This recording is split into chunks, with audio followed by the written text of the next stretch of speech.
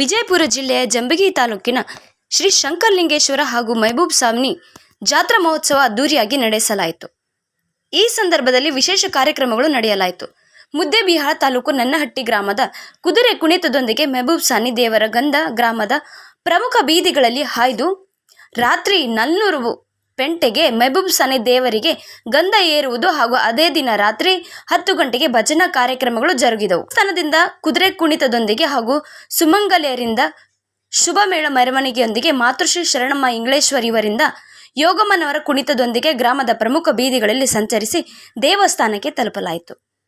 ಇದೇ ಸಂದರ್ಭದಲ್ಲಿ ದುರ್ಗಪ್ಪ ಸಂಕದ್, ಮಲ್ಕಪ್ಪ ಕಂಬಾರ್, ಶಿವಲಿಂಗಪ್ಪ ಮಸೂತಿ, ಮಾಂತ್ರ ದೇಶ್ಮುಖ್, ಬಸು ತಳವಾರ್ ಹೀಗೆ ಮುಂತಾದವರು ಉಪಸ್ಥಿತರಿದ್ದರು.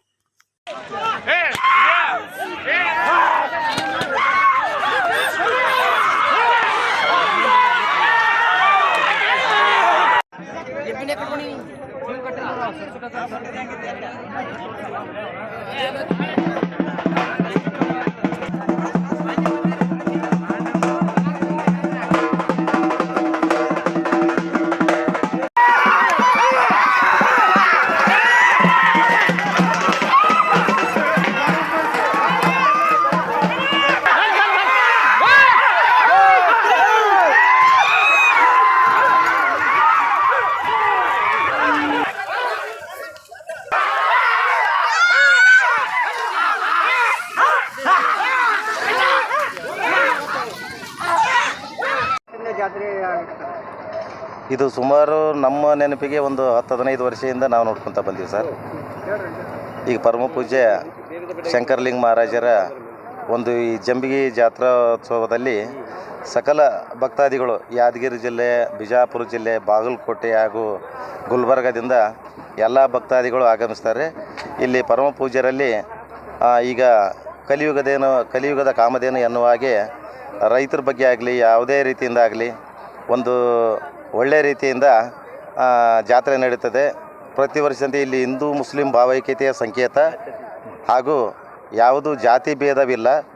ಮೊದಲನೇದಾಗಿ ನಾಳೆ ಜಾತ್ರೆ ಅಂದರೆ ಇವತ್ತು ರಾತ್ರಿಯೇ ಹಜರತ್ ಮೆಹಬೂಬ್ ಸಾನಿಯವರ ಗಂಧ ಉರುಸು ಜರುಗೋದು.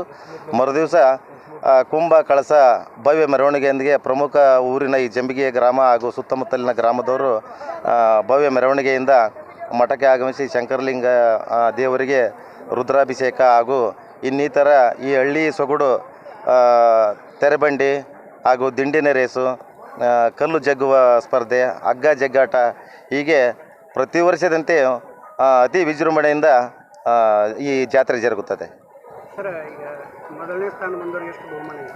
ಮೊದಲನೇ ಸ್ಥಾನ ಬಂದವರಿಗೆ 1 ತೊಲಿ ಬಂಗಾರ, ಎರಡನೇ ಸ್ಥಾನ ಬಂದಲ್ಲಿ ಅರ್ಧ ತೊಲಿ ಬಂಗಾರ, ಹೀಗೆ 10-11 ಪ್ರೈಜ್ಗಳು ಇವೆ.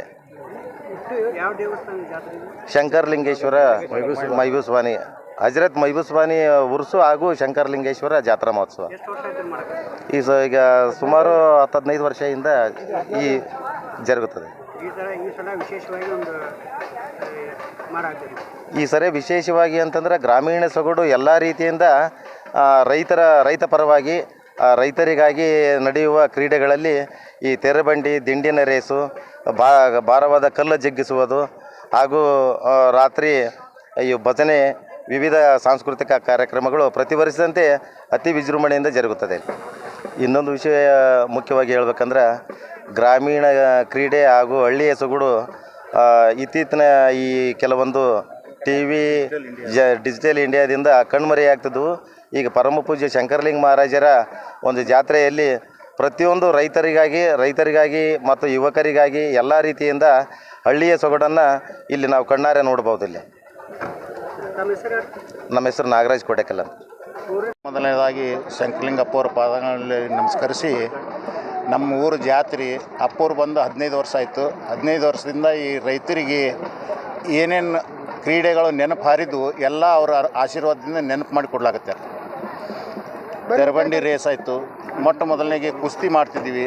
ಆಮೇಲೆ ಚೀಲ ಭಾರ ಎತ್ತು, ವಜ್ಜಿ ಎತ್ತುದನ್ನು ಮಾಡ್ತಿದ್ದೀವಿ. ಅದು ಎಲ್ಲರಿಗೆ ನೆನಪು ಮಾಡಿ ಕೊಟ್ಟ ಮ್ಯಾಗ ಈಗ ಎತ್ತುಗಳು ರೈತರಿಗೆ ಮೇನ್ ಅಂದರೆ ಎತ್ತುಗಳಿಂದ ಏನು ಕ್ರೀಡೆಗಳು ಅವು ಕ್ರೀಡೆಗಳನ್ನು ಪ್ರಾರಂಭಿಸಿದ್ವಿ. ಬೆಳಗ್ಗೆಯಿಂದ ಶಂಕರಲಿಂಗೇಶ್ವರ ಮೂರ್ತಿ ಫೋಟೋ ಮೆರವಣಿಗೆ ಆಯ್ತು ರೀ. ಮೆರವಣಿಗೆ ಆದ್ಮ್ಯಾಗ ರುದ್ರಾಭಿಷೇಕ ಮೊದಲೇ ಮಾಡಿದ್ವಿ.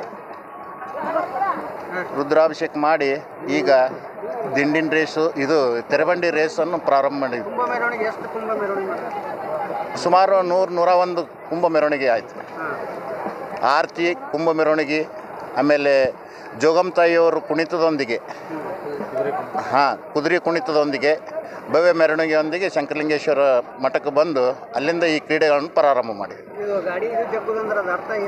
ತೆರವಂಡಿ ರೀ. ತೆರವಂಡಿ ಅಂದ್ರೆ ಗಾಡಿ ಒಂದು ಎತ್ತಿನ ಗಾಡಿ ಇರ್ತಲ್ಲ, ಆ ಗಾಡಿಗೆ ಅಡ್ಡೊಂದು ಬಡಿಗೆ ಸಿಗಿಸಿ ಅದನ್ನು ಜಗ್ಗೋದು.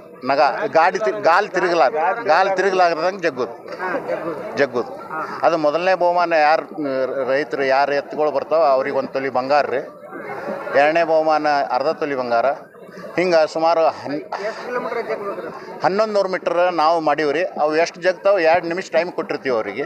2 ನಿಮಿಷನಾಗ ಅವ್ರು ಎಷ್ಟು ಜಗ್ತಾರ ಅಷ್ಟು ಯಾರು ಫಸ್ಟ್ ಬರ್ತಾರೋ ಅವ್ರಿಗೆ ಬಹುಮಾನ ಕೊಡ್ತಾರೆ. 2 ನಿಮಿಷನಾಗ ಯಾರು ಮುಂದೆ